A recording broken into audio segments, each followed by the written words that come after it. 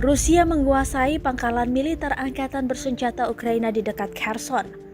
Momen itu diabadikan kamera dan diunggah ke channel YouTube Kementerian Pertahanan Rusia Minggu 6 Maret 2022.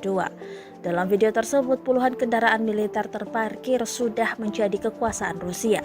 Tak hanya itu, peralatan, senjata, dan amunisi juga menjadi wilayah kekuasaan Rusia. Pangkalan itu terletak di atas lahan seluas 6 hingga 7 hektar. Di antara piala yang ditemukan di dalamnya adalah tank Ukraina T-64 dan T-80, pengangkut personil lapis baja, kendaraan tempur infanteri, dan kendaraan Ural.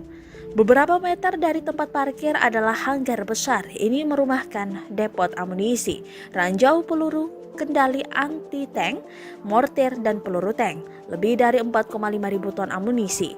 Beberapa senjata yang disimpan di jalan adalah proyektil roket untuk beberapa peluncur roket, amunisi mortir, dan cangkang fragmentasi berdaya ledak tinggi ada di dekatnya.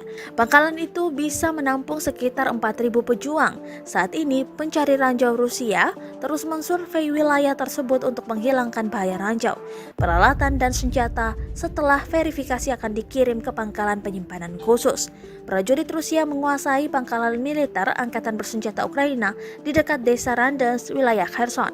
Militer Ukraina meninggalkan posisi mereka dengan tergesa-gesa meninggalkan pangkalan tersebut.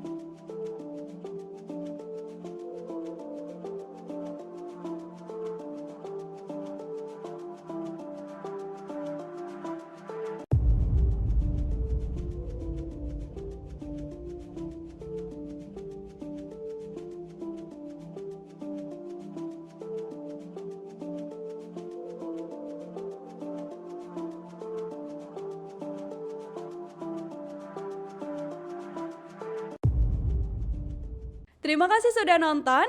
Jangan lupa like, subscribe, dan share ya.